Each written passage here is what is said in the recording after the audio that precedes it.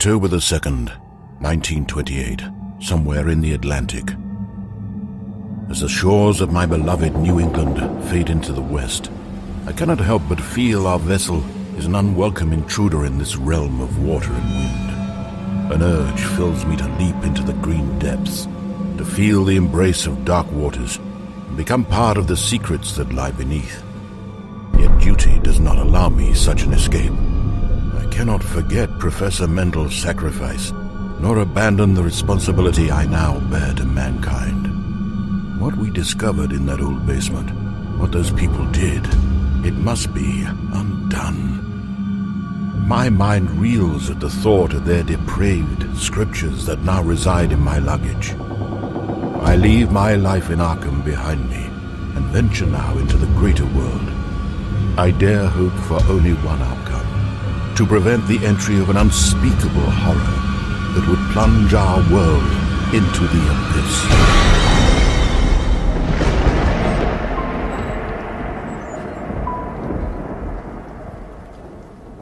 Fantasy Flight Games has a number of Arkham-themed board and card games. Elder Sign, for example, is in a museum, Arkham Horror in one particular town. Now with Eldritch Horror, we have expanded that scope to something that we've never seen before, and that is a worldwide setting. Eldritch Horror is really the newest rendition of the Arkham Horror line, and it takes the battle that used to be fought in Arkham trying to save the city and spreads it across the world. Now you're no longer just concerned about making sure that Arkham survives, you're concerned about making sure the whole world survives. So in Eldritch Horror, you're traveling the globe, going to all sorts of different locations, from the pyramids to Alaska to Shanghai. You're traveling everywhere, so travel is a big deal. You need to figure out how you're going to get train tickets. You might need to get boat tickets to travel across the ocean. So you got cities, you got specific locations. There's really a lot of stuff to explore because the world's a big place.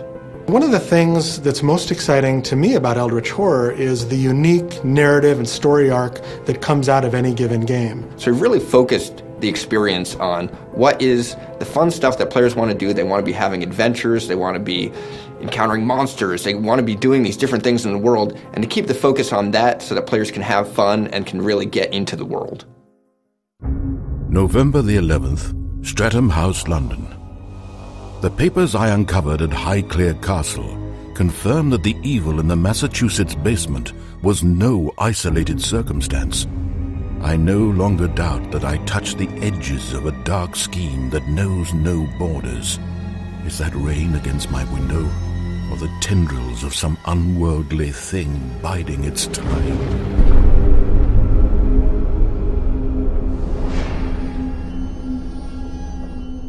So a game of Eldritch Horror is really a game of managing the many challenges that'll be on the board at any given time.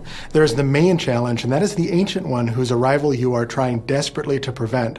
In Eldritch Horror, the players are trying to stop the Ancient One from awakening. The way they do this is by solving mysteries. So each of the Ancient Ones has a deck of mystery cards that are the different things that this Ancient One is trying to do to awaken, which means that this Ancient One is really injected into the game. It's going to be telling its own story about what is its history, what is it trying to do. The Ancient One has a doom track, and if that doom track advances to 0, the Ancient One bursts through into our world. Then there is one final desperate battle. Hopefully it doesn't come to that, and to prevent that from happening, the players and the investigators should work together to solve the 3 mysteries that have been randomly drawn for that Ancient One, the Ancient One that they've chosen. So for example, Cthulhu, his home is in Relay, so you might need to go and find where Relay is and have some special encounters there. For Yog-Sothoth, there's his son, the Dunwich Horror, which you might have to actually travel to the Arkham region to fight this giant abomination. So each of them has this story that you have to play out in order to defeat them by completing these different mystery objectives. November 30th, Darshaw Road, Egypt. Leaving the stench and throngs of Cairo behind me, I am now en route to the mastaba of the Black Jackals. My Egyptian guide speaks of the place with thinly disguised fear and implores me to investigate other sites instead. His dread of this place confirms it must play some part in the blasphemous puzzle I seek to solve.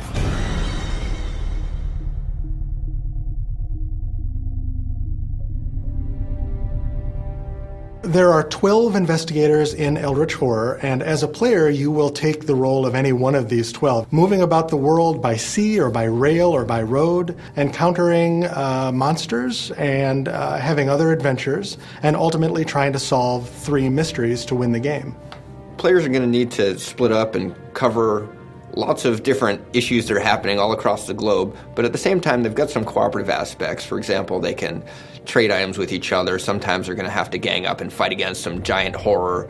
So there are reasons why we may want to meet up in the same location at certain times in order to fight something, but there are also reasons where we need to split up because there's just too much going on for us to deal with all at once. So players are constantly engaged in the game. They're not really being slowed down by a lot of things, but all the time the horror is continuing to grow, and the omen track is continuing to drive everything forward that is bringing about the destruction that this great old one is imposing on the world.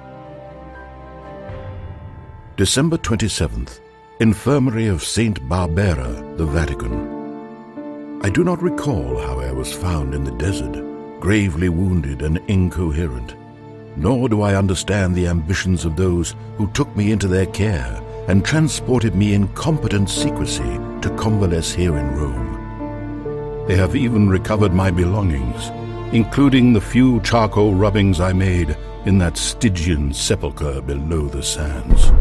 What they reveal could be of utmost consequence.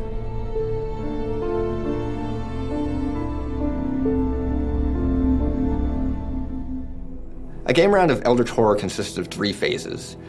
During the first phase, the action phase, is when players move around the board, they can shop, they can accumulate travel tickets, different things that they're going to need later on during the turn. After you've done this sort of preparation, you move on to the encounter phase, and this is where the story-driven sort of narrative aspect of Eldritch Horror really shines. This is where the stories come out. For example, Lola Hayes might draw an encounter card in Shanghai and find that she's wrongfully accused of a murder she didn't commit and get thrown in prison. Leo Anderson might find the Necronomicon or stumble upon the Necronomicon and search through it for clues. You can break up a kidnapping ring in Istanbul. The encounter phase tells all these stories and more, and that's really where the game comes out. There are also special encounters. There are expeditions, so if I'm in the pyramids, I might have an encounter there, or I might need to fight a monster during the encounter phase. So each player has their short little story, and then we get to the Mythos phase, and during the Mythos phase is when all the bad stuff happens. So we draw a Mythos card, and this card's going to tell us not only how many gates open, it's going to tell us if we spawn a clue, it's going to tell us what awful thing is going on in the world that we're going to have to deal with as well. February 9th, Wushu District, Shanghai. It took me several days to locate her whereabouts, but I have finally succeeded. I plan to seek her tonight, but I am hesitant as the streets below are packed with jubilant crowds celebrating a new Chinese year. Their revelry and fireworks portend the time of the snake is upon us.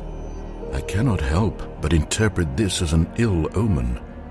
What is more, I fear that my inquiries to locate the undying mistress have not gone unnoticed. Wherever I go, unkind eyes are upon me, and the shadows are alive with malice. Perhaps I will be safe among the crowd.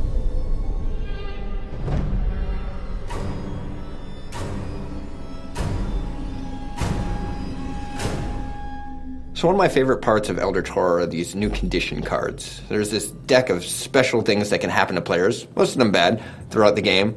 And these include madness cards and injuries, but also if you happen to get into debt.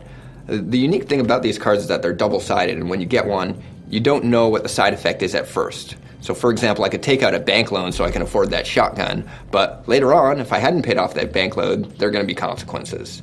So maybe some hitmen get sent after me and try to break my kneecaps, or maybe the debt collector just comes and takes all my stuff. So there's a lot of variety to what these conditions can do to you, and you need to worry about them now without knowing exactly what they're going to do to you in the future. April 4th, Serras de Sudeste, Brazil.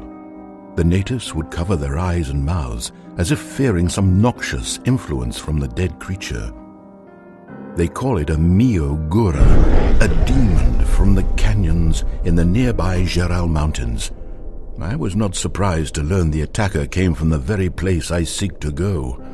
I now depart for those forested slopes of mists and stone. A sense of final urgency has come upon me. It seems the stars themselves augur the admission of the unspeakable doom.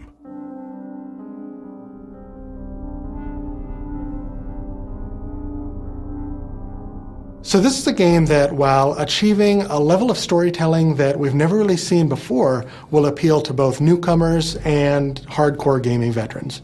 The rulebook for Eldritch Horror is a svelte 16 pages. It can be picked up, quickly learned, and you can hit the ground running with this game.